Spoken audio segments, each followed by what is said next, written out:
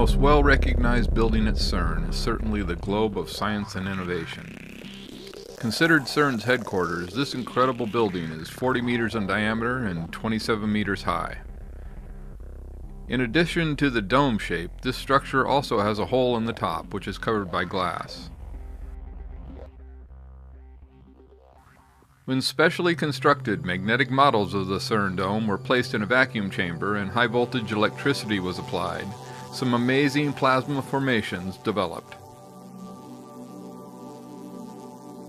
Between the two CERN dome-shaped magnetic field emitters, you will notice a sun-like sphere of plasma with an outer shell surrounding it.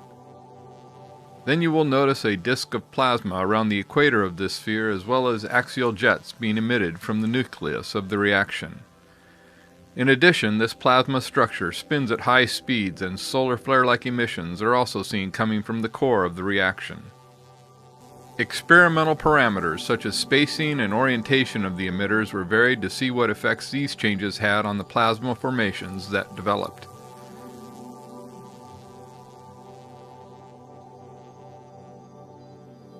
In addition, several different purging gases were used to see what effect this would have on the plasma.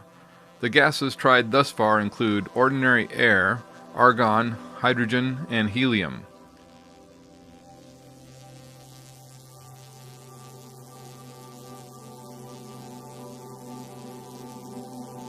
After several days of experimentation, the magnetic models of the CERN dome were removed from the vacuum chamber and photographed. Here you can see some of the very colorful glass deposits that were formed during these plasma experiments. A large number of experiments were conducted not only with these magnetic bowls, but also with magnetic bowls of other geometries. Amid all the mysteries of the universe, the puzzle of how energy and matter interact in space, one thing has always seemed pretty clear, that light is the fastest thing around. Well, every so often, science gets a very big shock. In an underground laboratory in Italy, researchers can't quite believe what they're seeing. They've recorded tiny particles fired from another lab 400 miles away, arriving sooner than expected. Sooner, in fact, than a beam of light would have done. What's so extraordinary about these findings is that they seem to challenge the foundation of our understanding of how the universe works. It was Albert Einstein, a century ago, who worked out that nothing could, or should, go faster than light. Well, these measurements could be wrong, or something unexpected is distorting the results, or it really is possible for light to be overtaken. The results were announced by scientists at CERN, the huge lab at Geneva. They now want others to check their findings, to hunt for possible mistakes. But everyone's also wondering if something that seems totally impossible may actually be what's happening. If this result is true, it would mean that we'd have to fundamentally rethink the way that the universe works. Because if you have things that can travel faster than the speed of light, it's not just space that's affected, it's time that's affected too. So things start to travel backwards in time, and all sorts of weird and wonderful effects can come out of that. So did Einstein get it wrong? His famous theory explained the connection between energy and mass, the bedrock of modern physics. But it all depends on light travelling at the highest speed possible in the universe. That may still prove to be right, but today no one can be sure. There's just something weird about CERN. CERN's Large Hadron Collider is the world's largest particle accelerator. In fact, it's the largest machine on Earth. Now, they tell us that they're seeking answers to some of the deepest mysteries of time and space. But some people believe that CERN is actually the key to the abyss, to the bottomless pit.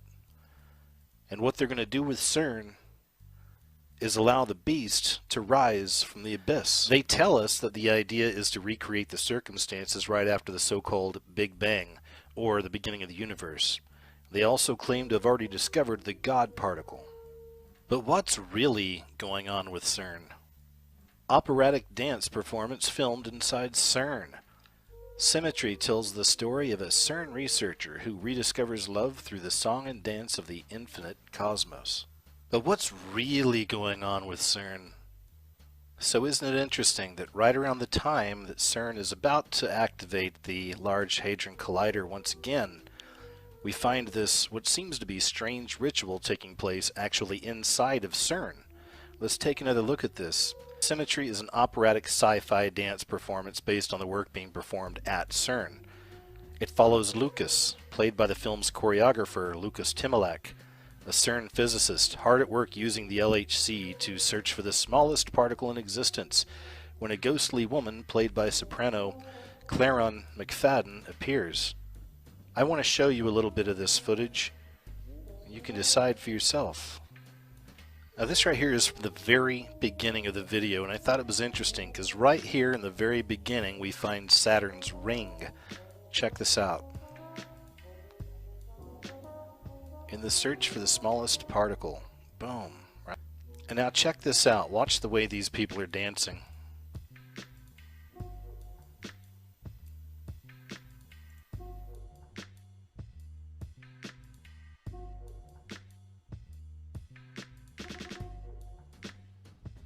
It's also interesting to note that in between the different segments of this short video, they like to keep showing us Saturn's rings. Check this part out. I thought it was interesting as well. Now they're about to jump over to a new scene, and then watch the guy's cheek, and then there's that guy in the black right behind him. Now watch. Once again, just keep in mind that there is a very, very common belief that CERN, what they're doing, that these people are actually in league with the fallen angels, or with the satanic system itself, the devil himself, the beast system, or the Illuminati, you could even say. All this stuff is tied in together. This is really heavy stuff, and I find it amazing the things they're kind of showing us just in this short video, or this ritual that they performed at CERN. So just considering the possibility that that's actually what they're doing, that they are trying to open up the pit, that we are really in those times, as prophetic times, that it's time to unleash the beast, right? Then man, this imagery is interesting, isn't it? So look at this. Just watch. It's open, right? Here it comes. Anyway, it's interesting. It goes right here. Got the lady in white inside of the magic circle. You got the guy dressed in black walking outside of it. So once again, we have that symbol of the dark and the light. This time the light is the lady in white, and she's inside of a magic circle with the man in black walking around the edges. There was the ring again, right? Look, here it comes. Gates open. Boom. Here they come, right? Fallen angels, the devil himself. They're on the way. It makes you wonder. So something else I thought was really interesting is I went ahead and took a look at the names. Let's take a look at the name Lucas. And it just so happens that the name Lucas, right there in the middle you can see on the left, means light. We are dealing with Lucifer here, yes? It's bringing in Lucifer, bringing in the light. So then I look up the name for Claron. It just so happens it means bright. So we have these two characters, the bright light, performing this ritual at CERN. Where many people are concerned, they are literally trying to unlock the bottomless pit, that we are in the time where the beast rises, and this is essentially what they're trying to do. The part in the beginning of the video where they were all dancing around kind of weird, right? Well, it reminded me of I Pet Goat 2. If you haven't heard of I Pet Goat 2, it's a video. Please go check it out. It's all over the place. A lot of people have done breakdowns on the symbolic meaning behind it. And I say a lot. I mean a lot.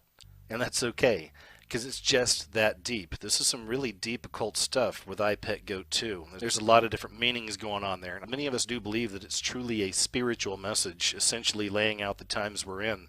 So another connection here is the statue of Kali stands out there in front of CERN. You can even see right there in CERN's logo the 666. We find the 3 6s in there, and this is certainly not by accident. Just another case of them literally putting it right in front of our face. And this is from I Pet Goat 2, where Kali turns out. But right around this time in the video, we also find this.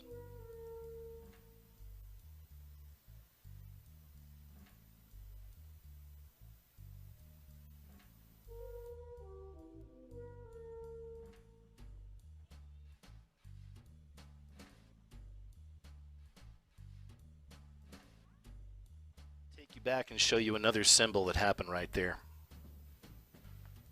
Now watch real closely at the floor as this character's dancing around, and you're going to see a whole bunch of shark fins rise up. I'll see if I can catch it.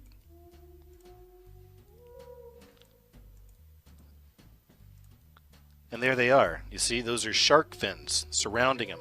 He's bringing it up. Why is that important? Because I've covered the shark symbolism in other videos as well. We continually find these sharks turning up in these big public Illuminati rituals. And time again, I'm finding, for whatever reason, the sharks connected with a lot of established Illuminati symbolism. So it made me wonder.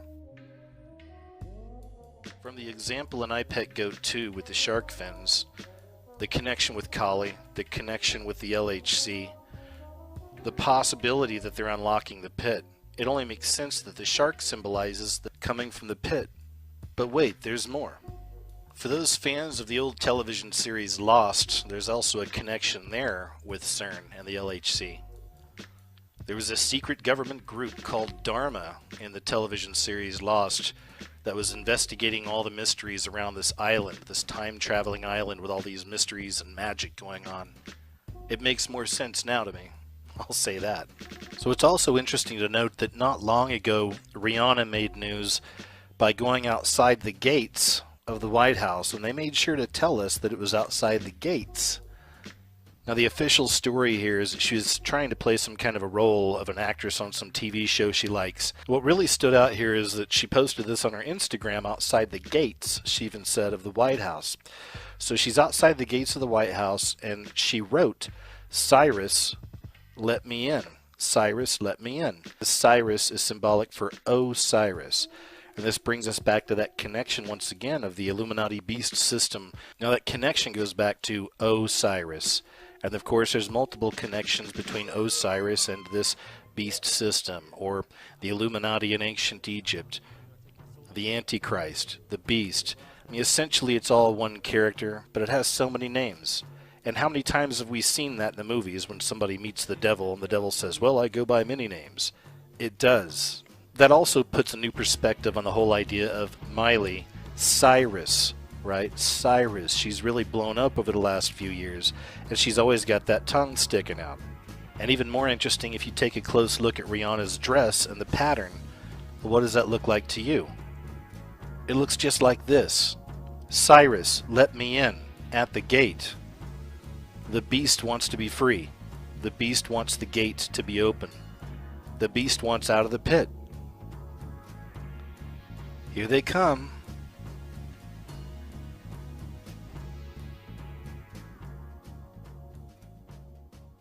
Hey, this is Neeson, part of the Young Philosopher Society Underground Canada. That's ypscanada.com. I'm here today to talk about some more crazy stuff.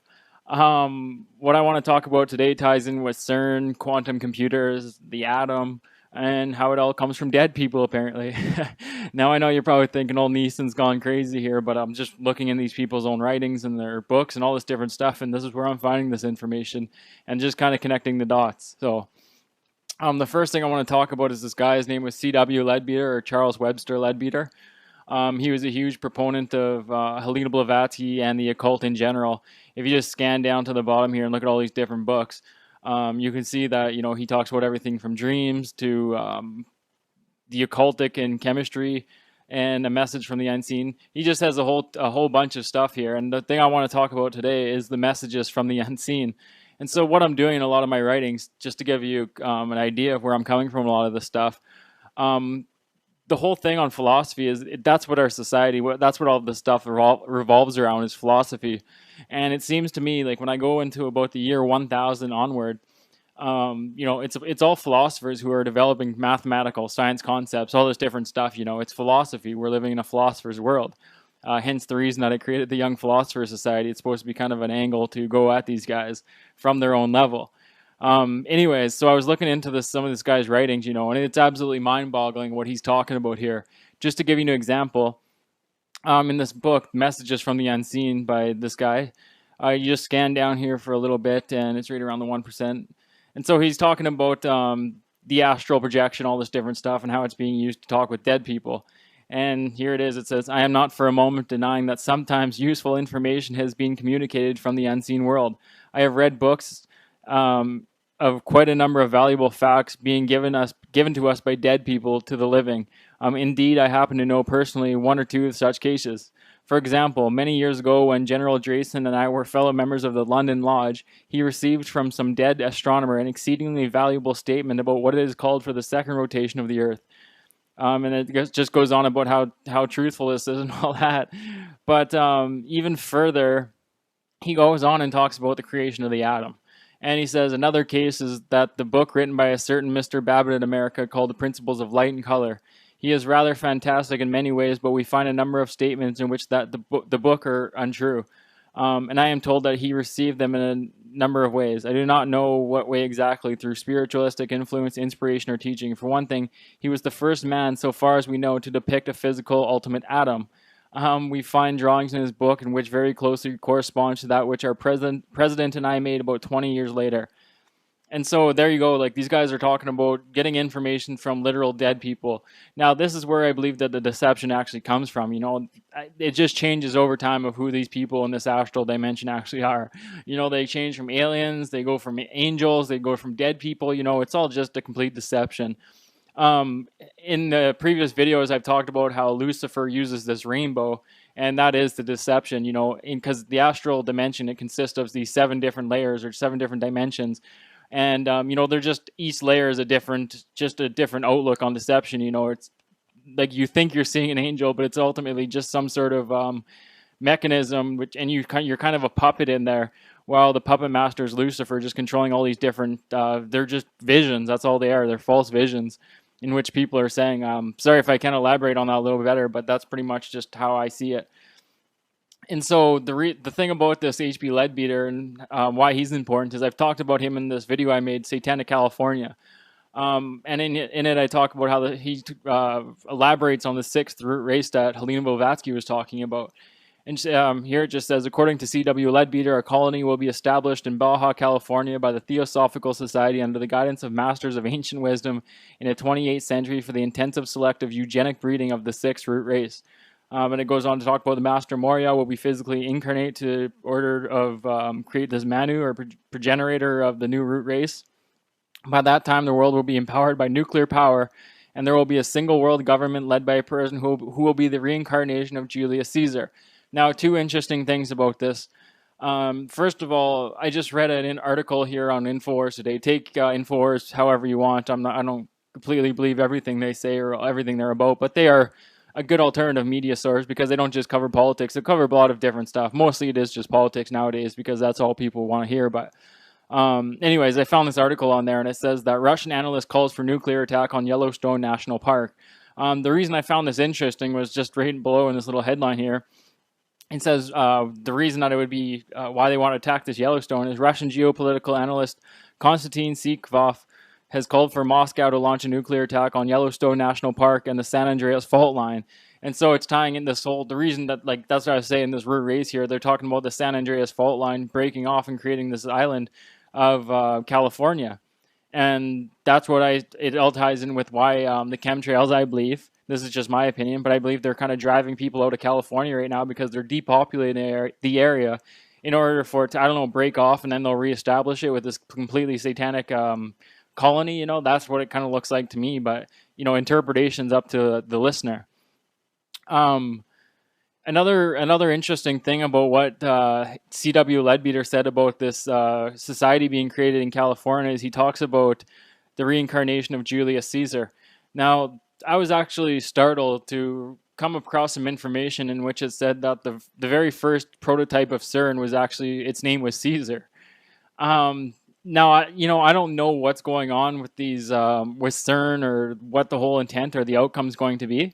You know, I don't know if it's actually going to open the gates of hell or if it's going to create a ton of energy, and, you know, which ultimately will be kind of inhabited by a person or a number of people. You know, they'll take in this energy and it'll kind of embody them. That's what seems to happen in a lot of satanic rituals. By the looks of it, it's like when people do these pentagrams inside of a circle, whatever, it creates energy, and the energy is taken in by the person that's conducting these rituals. So, and it's not just energy, it's an actual entity which is kind of created through doing these rituals, which ultimately possesses the person doing the ritual. And so I don't know if maybe like this first prototype of CERN, they did one of these, they got it going and everything, and then there's this energy created, and ultimately the energy, it summoned a demon, and then the demon inhabited somebody's body, which is really, created, which could have been the reincarnation of Caesar kind of coming back and inhabiting somebody's body. This is the whole kind of like the Moonchild concept, only you're not doing a ritual and taking just implanting a spirit into some random woman's body. You're actually creating the energy and, like I say, inhabiting the spirit yourself. Pretty complex. I hope you understand it there. Like I say, I'm not the best talker out there. Now, next, I just want to talk about the concept, how this kind of ties in with the whole concept of the string theory. So like I said, the whole thing with natural evolution, Charles Darwin's natural evolution and his cousin Charles Dalton, this is all meant to it's a dehumanization at its basics in order to alter the human species. That's my whole take on it anyways. Like I say, this is totally up to interpretation out there, but that's what it seems like to me. There's no proof that we've evolved or any of this type of stuff. It's just really to discredit the human race and make us less special. But the reason I want to I just kind of talk about that is because when we look at the whole string theory concept, I believe that's what it is all about. I'm no expert on this stuff or anything, but pretty much what it means is that there are 2 points, A and B, and both exist at the same time. And so there's, input equals output kind of thing. And it all ties in with this linear progression of evolution. I believe, that's how I believe it ties anyways. I don't know if that necessarily makes sense. Anyways. I just want to highlight a quick little spot here. The earliest version of string theory, bosonic string theory, incorporated only the class of particles known as bosons. It was then developed into superstring theory, which posits that a connection, a supersymmetry, exists between bosons and a class of particles called fermions. String theory requires the existence of extra spatial dimensions for mathematical consistency. In realistic physical models constructed from string theory, extra dimensions are typically compactified to extremely small scales. Now, this is just, again, interesting because, this is what the whole thing about CERN is. It's all about creating the God particle or bosons or whatever you want to call them. And, they're talking about going into extra spatial dimensions and solving mathematical concepts. This is kind of how I first became interested in the whole idea of quantum computers. It didn't make sense to me why these computers were going into different dimensions to solve problems. But when you go back and you look at the works of the C.W. Leadbeater, he talks about when you go into this astral dimension and you bring back information from one of these dead people or demons or whatever you want to call them, they don't paint a really good picture. It's just an isolated piece of information. And so what I believe that they're doing with the whole CERN and quantum computers, all this different stuff, is they're creating more consistent, they're painting a better picture and connecting the dots better of what's happening in the astral world. Like, they're taking this crazy information, which is coming from this other dimension, and, it's all isolated information. But as they create these machines and they're bringing this stuff back to Earth and doing all this interaction with it, like I say, they're painting a better picture of what's going on in this astral world. And it's kind of combining the two realities of our world and their world together. It's some pretty complex stuff, and like I say, I'm not the best at elaborating on this, but that's what's happening is they're trying to connect the dots of these different dead species of these demons in this astral world. That's what they say anyways. I don't actually think that's what's happening. Like I say, I think this is just complete deception coming from the fallen angels, the Lucifer, whatever you want to call it. And that's the whole thing with CERN. And maybe it is gonna be a huge portal that ultimately punches a hole into a different dimension and allows these creatures to come into our world. That's the way it seems to go. When you just look at the continual use of the number 666, all these different iconography used, it's just really weird. And so I'm sorry if I was kind of rambling today or jumping or muttering and everything. It's kind of complex, and I'm trying to get this out there in a clear manner. But pretty much the basics of it all is just go look at this H.W. Leadbeater, and it says right in his own words, and like I say, he had a lot of really influential books, like this occult chemistry. These are some pretty heavy topics that these guys are talking about, and they're literally talking about going into a different dimension and talking with, well, in his words, it's dead people, but this changes from time to time, and it's just getting really ugly on planet Earth. And I think there's a real strong correlation between all the suffering and misery that we're witnessing and what these guys are doing behind the scenes with this kind of stuff. So thanks for tuning in. Till next time, peace out.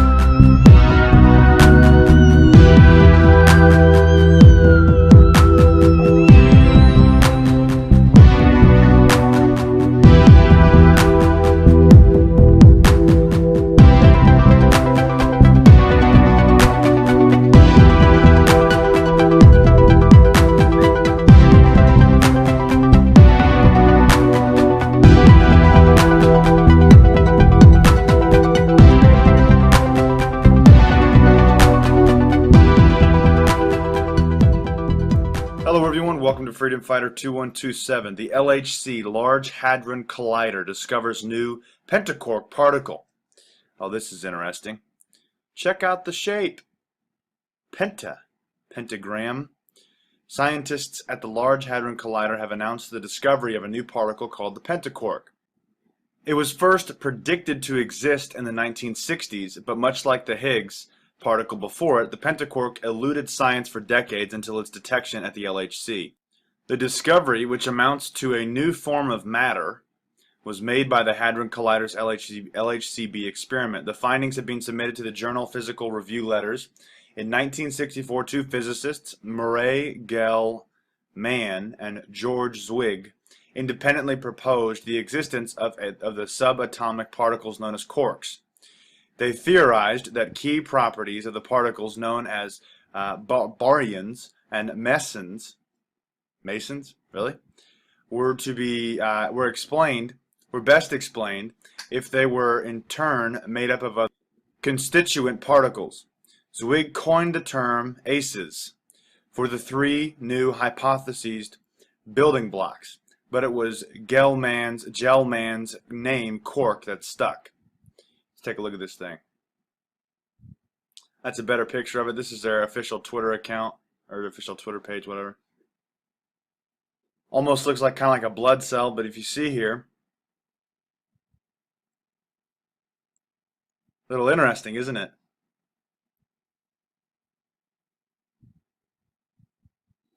Clearly, it looks as though they have discovered some sort of a seal. As you can see, it's pretty laid out. It's very well laid out, if you would. But if you look at it from a different angle, they have better pictures of it. Hang on, let's go back through here. There.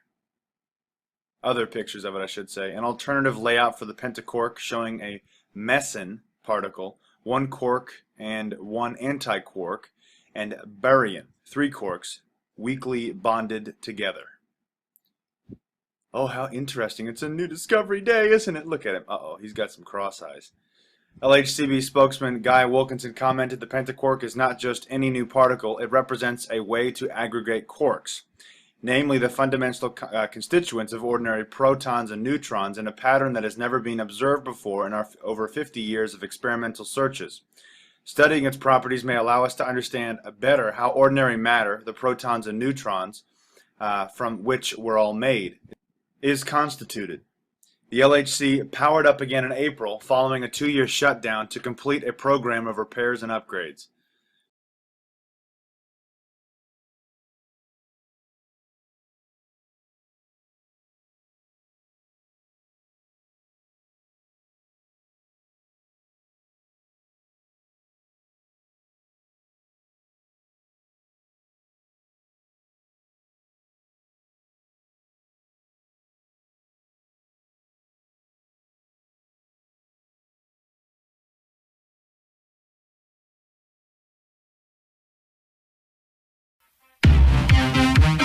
What? Wanna go? Wow. What? Wanna go? What the fuck?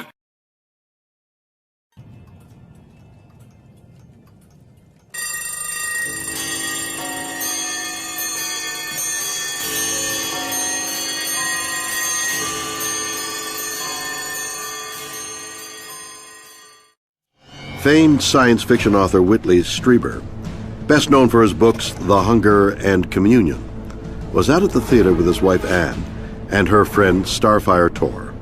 Little did they know what would happen that night would rival anything found in Whitley's books.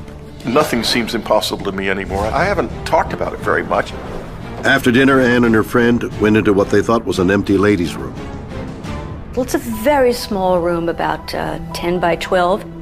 There was nobody in that room except for Anne Strieber and myself. So I was standing on these steps. No one went in it after the two of them went in it. And I was watching the entire time. Anne was a little bit before me, and she left and said she would wait for me outside. So I went outside, stood in front of the door, waiting for Starfire. As I slightly rounded the corner, coming out of the stall, a woman just materialized. Whoa! She didn't seem to understand where she was. She seemed confused. and then she just left the room. While I was standing there, a woman came out. I go out the door to the ladies' room, and Ann Strieber rushes up to me, very, very excited. She says, "A lady came out, but she didn't go in. A lady came out, but she didn't go in." This was pretty amazing because we knew no one was in there when we went in. So how could someone have come out who was never in there in the first place? No one, absolutely no one, went in that bathroom. Who was this mysterious woman? And how could she have appeared from nowhere? For the eyewitnesses, this is no ghost story. For them, the answer is much weirder. Something altered the timelines. We were brought together like a bad edit of a film, and that's how we almost collided. Yeah, it's pretty far out, but remarkably, time travel may indeed be possible. And proof could soon be found in a 17-mile tunnel deep underground at the border of France and Switzerland. This is the Large Hadron Collider, a 17-mile-long tunnel designed to smash atoms together in an attempt to recreate conditions that last existed just before the Big Bang, when the universe was less than a trillionth of a second old. Scientists at the LHC are trying to understand what happened in that critical moment to make our universe what it is. By solving this, they hope to shed light on some of the most fundamental unanswered questions in physics. With the Large Hadron Collider, perhaps one day we'll be able to answer these cosmic questions.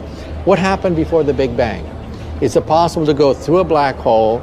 Can you bend time into a pretzel? We're now entering the cusp of human progress. 100 years ago, think how primitive we are.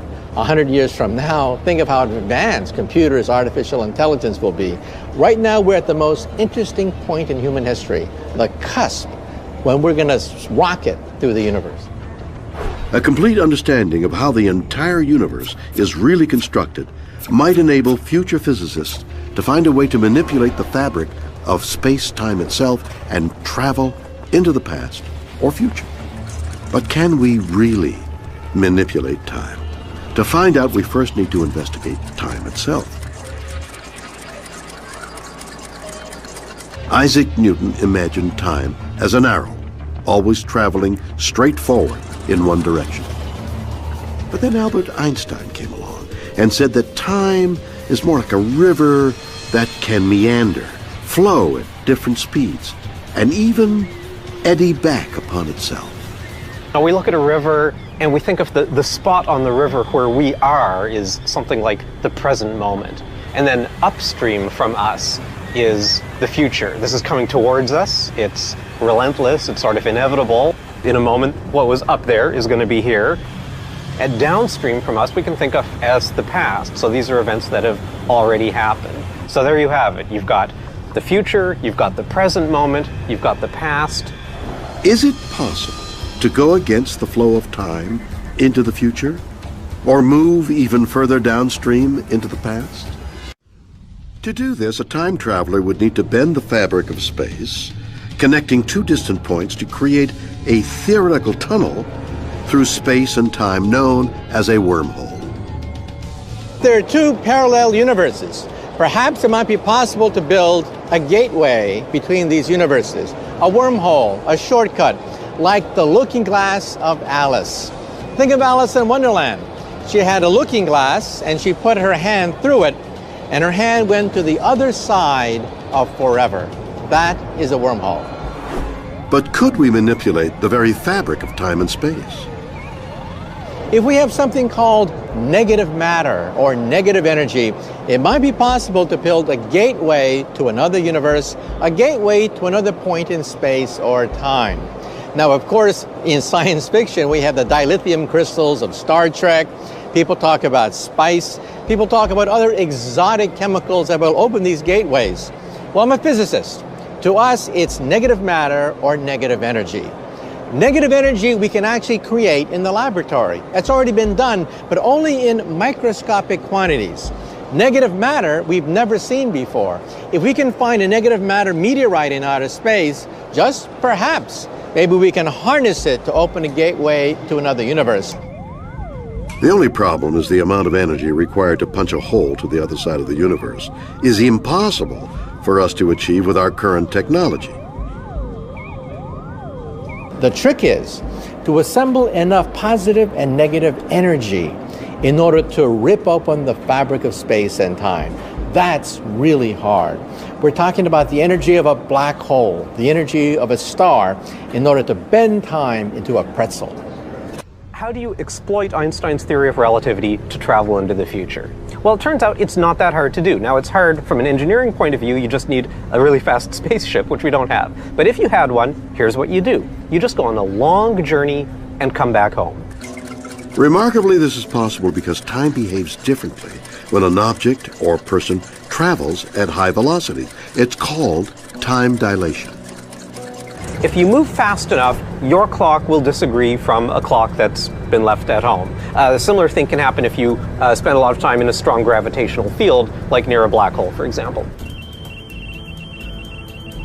This amazing feat has actually already been accomplished. Russian cosmonaut Sergei Krikalev has spent more time in space than any other human being.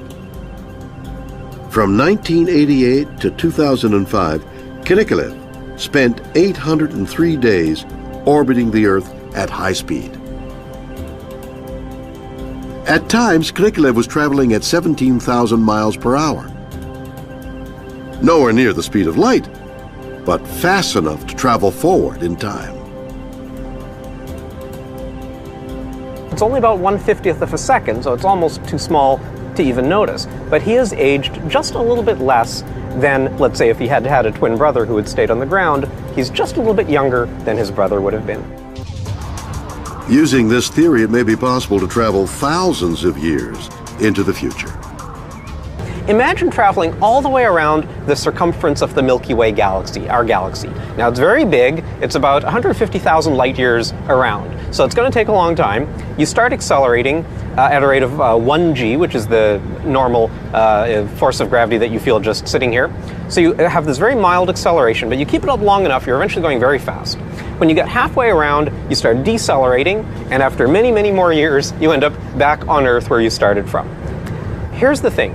To someone who has stayed at home and just watched you go and is waiting for your return, they have a long wait because it's going to take 150,000 years before you come back.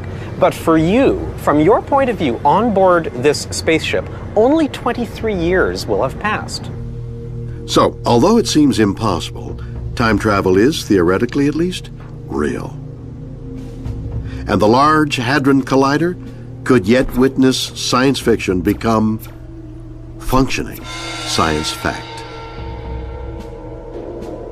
In some theories where there's extra dimensions of space, in addition to the three that we see, little compact, tiny dimensions, extra dimensions of space, there's a speculative idea that they may be able to make a mini black hole in the Large Hadron Collider.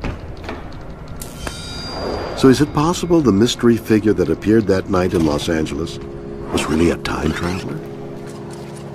Perhaps even from a future where science had finally answered the secrets of the universe and were now able to manipulate time? Could be. We physicists believe that if time travel is possible, all the paradoxes can be resolved if a parallel reality opens up and there are no contradictions. You simply change the past of another universe. This also means that perhaps in the future, our descendants may have the energy and the ability to create a time machine. So one day, if somebody knocks on your door and claims to be your great-great-great-great-great-great-great-granddaughter, don't slam the door.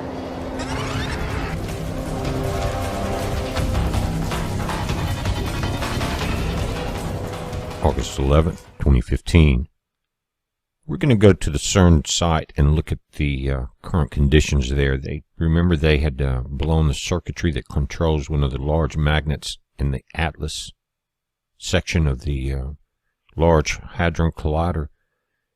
They momentarily they got it up this morning. It went straight back down without achieving much power. Later in the day, they had the circuitry replaced, and it was up and running hot. We'll take a look at it before this video is over and see exactly where it's at. We'll go there live. But if you think about the events that have happened on this planet in the past and the ones that are about to happen, future events, many have been prophesied and warned about. Now, not much out of Geneva is talked about, except from one man, and that was Nostradamus. And he has proven that he talked about World War II and Hitler, things like that. So it may be something to kind of pay attention to.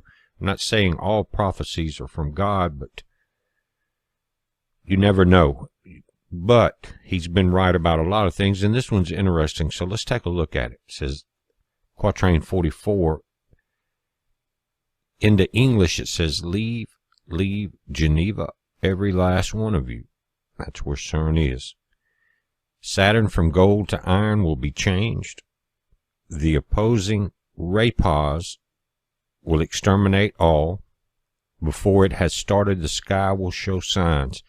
And notice in the French version in the second paragraph there that ray pause, that's the word, and it was in all capital letters, written by the hand of Nostradamus. It was an important word. Nobody's really sure what it's talked about. Some are talking about positron rays, or not. No one's for sure. But if you remember in the video last night, it said that they were going to go into, in November, into changing from these lead ions and these particle collisions to the gold. Remember that part? We'll take a look at it. We'll look at the calendar again. But again, leave Geneva. Every last one of you. Saturn from gold to iron will be changed. The opposing ray pause will exterminate all. Before it has started, the sky will show signs. Now, if you go on down through this, it doesn't appear to be a worldwide event. It appears to be local to that area as far as the first impacts of this event. Now let's look at Quatrain 81. It says, tears, cries, and laments, howls, terror, heart inhuman, cruel, black, and chilly. Lake of Geneva, the Isle of Gins mainly affected. Blood to pour out, for fame, mercy to none. Now these that's 3 different locations that he's talking about there. Lake of Geneva, the Isles, and of Gins. And I went to a map, and I'll show you that. I marked them off. We'll get an idea of exactly the locations that he gave. If you put a circle in that section, you'll see it's probably a 200-kilometer area. Again, tears, cries, laments, howls, terror, hearts inhuman. What does that make you think of? Satan is not human. The demons are not human. Cruel, black, and chilly. Again, the locations mainly affected, blood to pour out, mercy to none. Before we go to the map, let's go back to this first section at 44. 4 lines, each one are important. It says, leave Geneva, everybody. Saturn from gold to iron will be changed. We're going to look at that on the map. The opposing ray pause will exterminate all, whatever it is. We know what is in Geneva. Before it starts, the sky will show signs. Now, does that mean right before it goes to full power and all hell breaks loose that we're going to start seeing some type of events in the sky? We've seen it affect the magnetopause of our planet. And it will not be up until full power, I don't think, until they start running the gold ion collisions. There's one other quatrain, and it's number 10, that I want to look at because it caught my eye. It says, the serpent is put into the vault of iron, where 7 children of the king are held. The ancestors and forebears will come forth from the dead, lamenting to see thus dead the fruit of their line. There's a lot said there. You're talking about a serpent. Now, they're talking about a vault of iron. They don't say circle. They don't say which king, but the ancestors and forebears coming forth from the dead definitely point to something very strange happening. We talked about this gate opening. And the lamenting to see thus dead the fruit of their line. Will it open the gate? But what did Nostradamus say? Get out of Geneva, leave everyone, because during the process, will the fruit of their line that's still there be destroyed in this event? But will it open the gate? Think about this. Let's take a look at the map. I went and marked the 3 locations that were mentioned in the quatrain about leaving in the areas that are affected, guys. Let's check it out.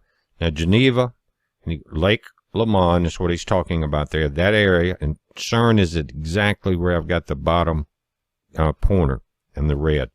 Now, the other locations, and I'll pull this up, check it out, pulls you right into the CERN building. We marked it there. Now, he doesn't say that building, that's 17 miles wide. He says from this lake, but it's a wide area. I drew the line straight up to both places that he mentioned. So if you're looking at probably 175 to 200 kilometers in that area. I'm not sure, guys. I didn't draw it out on the map, but it's a wide area. But there's the isle that he's talking about right there. And here is Gens if you come down this line. So you've got a pretty wide area that he's talking about. It will be felt. Now, of course, the population was much less at that point, but he was looking into the future. So if something bad happened, he's talking about this wide of an area being affected. Will it be out in the circle? Will it be through that area because of the geographic, the mountains, things like that, guys, the location where it's at, the fault lines, who knows? But those are the areas that he mentioned. And if you draw a circle from there, that is a wide area. Look at the amount of people that would be involved in that. Now, one of the things that CERN has done has taken technology and information that's been developed from the other colliders around the world, and now in this new run that we're seeing, all of that's coming together there.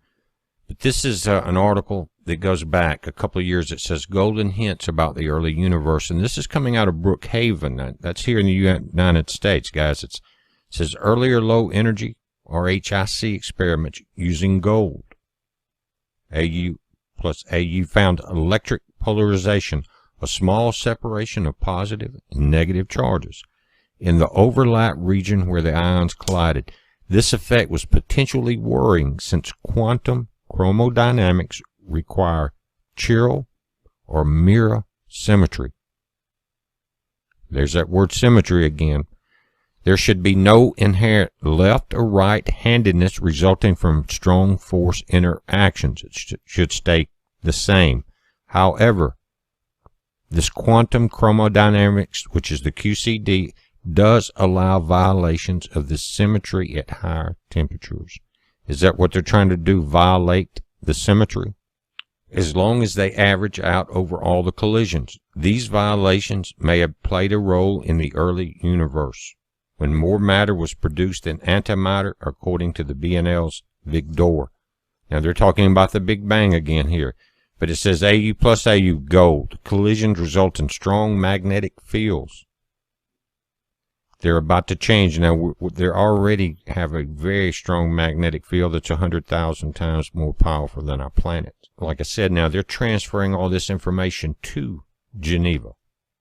This article, More Exotic Quark Matter, talks about with much higher energies available at the LHC, researchers are using it to examine a high-temperature region. Now, this article was before they cranked back up this year, guys. So think about this. It says, to give a sense of how preliminary they are, CERN announced yesterday that the LHC has achieved the highest human-made temperature yet, but hasn't been able to determine exactly what that temperature is. It's about 38% larger than the previous record from the RHIC, again back at Brookhaven, which was about 4 trillion degrees Celsius. Such high energy should help make clear the structure. Think about that.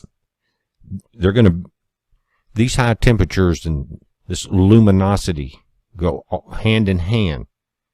That high temperature you're talking about star temperature, neutron star temperature. Very high.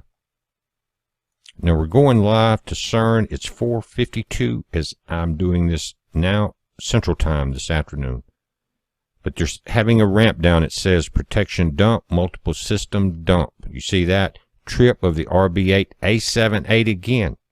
Same one as last night. That's one of the circuits to control the magnets in Atlas, the giant machine.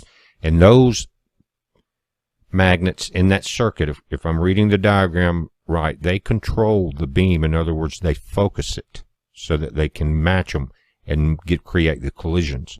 Again, a circuit shorted, but it increased the temperature here. Actually, this morning, guys, before that circuit shorted, I was watching this thing run at full power, and the temperature had already started to rise there. When you look at that scale at 1.8 to 2, to where they have to keep this thing, that temperature down to achieve almost the speed of light, it's minus 271 degrees Fahrenheit. It's pretty cold, so they're creating a tremendous amount of heat. You see what we're dealing with there? Maybe Nostradamus was right. Leave Geneva. And you can see what happened early in the morning right here in this bottom. They had tried to start up and it went back down. Later in the day, it came back up and they reached this peak here. That's right here in the top part. And you're running at full power. The beams actually look like they were breaking that normal peak line. You see that? We're a little hotter. And that's what happens. These guys do not care. It has gotten so evil that they're showing it to us in our face. They're trying to open that gate. And they don't care if they destroy everything and everyone around them to achieve that. Human life means nothing to these people. Although it's shut down now, you can see right here at about 1900 hours, again, UTC is 2 hours behind CERN time. Right there's a peak in the luminosity performance, and that's when it shut down. Something in that circuit is they're trying to override their bounds, guys, as they're trying to push this power past the point that they've agreed to, keeping it 6.5 TeV per beam up to 13 total. It's shorting out. They will go in and fix this. They're going to continue until they blow themselves up, open the gate, or whatever. But they're very determined to do one or the other. And they may be doing both at the same time. And here in the beam dump page, you can see to where they were slightly losing control in the left section of both beam 1 and beam 2, red and blue sections of this thing. And that's got exactly to do with the Atlas magnet that controls the focus of these beams. If they lose that control, then it's like a train jumping the tracks. They have to shut it down at that point, guys. But we're watching it. Again, I wanted to point at that particular Nostradamus prophecy out because it never really fit anything else until this point. We'll see. It's just interesting. It's a heads up. Be safe.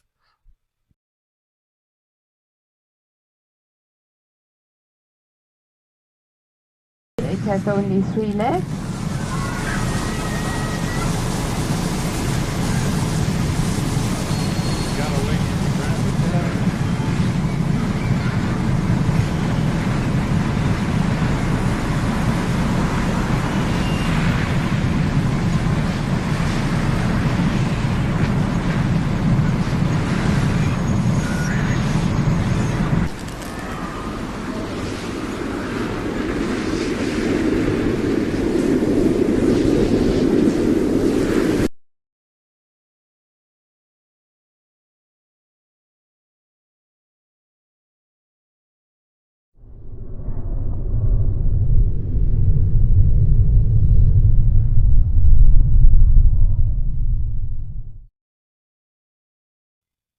September 1st, 2015.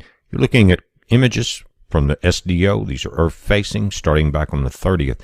You've had filament eruptions on the bottom left corner, the top right, slightly on the back side, and this filament is starting to rise. Notice that, guys, in the last few images. We'll keep an eye on that. It would be more of facing. And we've got stereo A back from behind the sun, guys. We're starting to get some images. This is the image that you saw on the top right here. It's showing top left. That's because the stereo A satellite, again, is on the other side of the sun from the SDO, which is closer to our planet. Again, these are Earth-facing, going back to SOHO, LASCO C2 and C3 images. And this is that large explosion that was on the top there, large filament release. When you start seeing 2 or 3 in a row like that, usually it's meaning that CERN is powered back up, running high power. Now, they had scheduled to be down for a week, but you can see the cryogenics went way above the limit. That limit was just above at 1.9 on the scale. That means they lose control, they lose speed, everything. But notice the what it's saying, Monday through Friday, a technical stop. And that looks like the map from last week, I mean the calendar from last week, and I'll show you that before the video's over. Because you can see here the history of the data taking with stable beams for the last 24 hours, and they have been running.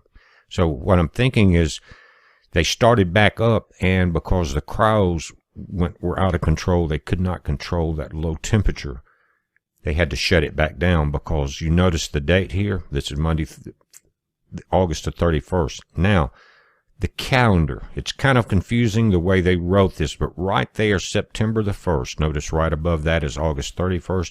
We're supposed to be out of the green line to the left, which is technical stop number 2. We're supposed to be in a special physics run during that week 36, right under the September.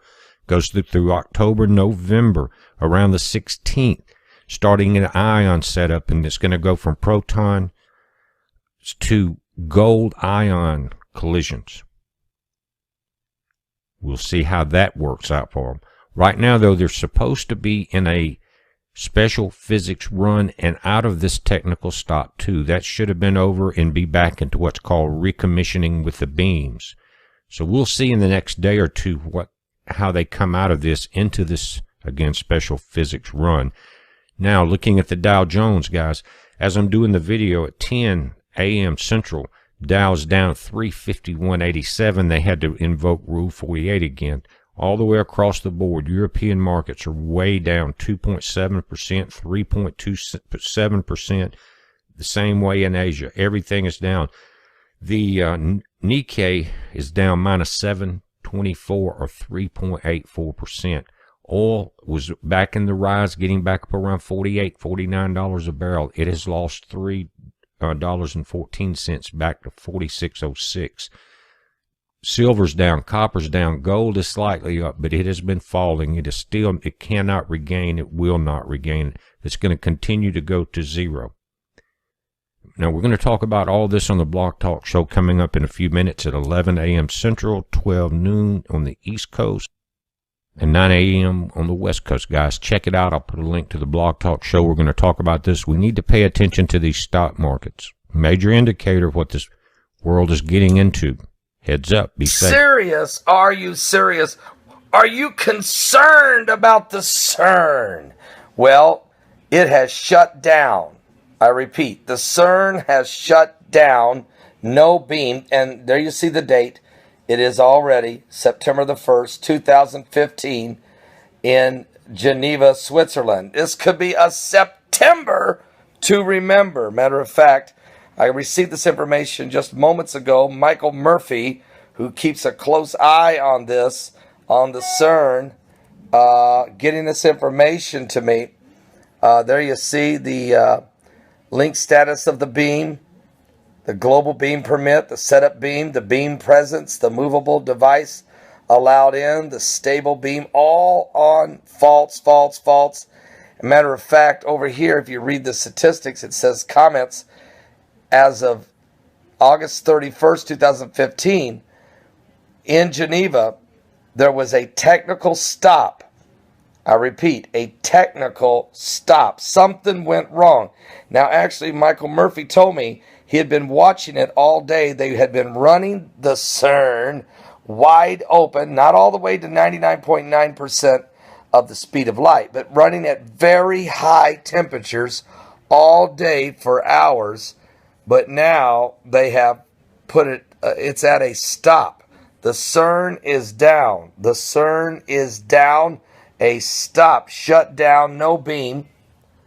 Shut down, no beam. September 1st, 2015. First day of the September to remember. And already we have riots going on in Ukraine in front of the parliament. 1 dead, 100 injured. We have already a third chemical plant explosion in the early morning hours of September 1st in China again. Massive explosion. And the CERN has shut down. What have we learned from the CERN? Did it turn and has it burned? Well, we'll continue to keep an eye on what's going on. In I told you, this is a September to remember. And we don't know exactly what's going to happen. Everything that we've been looking to may not be what actually takes place. But we know one thing. Rosh Hashanah, Feast of Trumpets, the Day of Atonement, there's no question. The Feast of Tabernacles, the UN General Assembly, the Pope's visit to America, the Pope at the White House, the Pope addressing Congress, the Pope addressing the United Nations, the Hajj in Mecca. There's just so much. The Ukraine, Russia crisis. There's just the Iranian nuke deal. Will it be ratified? I mean, are you serious? Madonna and her desecration of the bride and the arrival of the fallen angel tour. Are you serious? It just keeps going on. The fourth blood moon, a super blood moon, visible not only from the East Coast, but from the streets of Jerusalem. Pray, folks, and give your life to Jesus Christ. What happened at the CERN? Hey everybody, this is Spiro.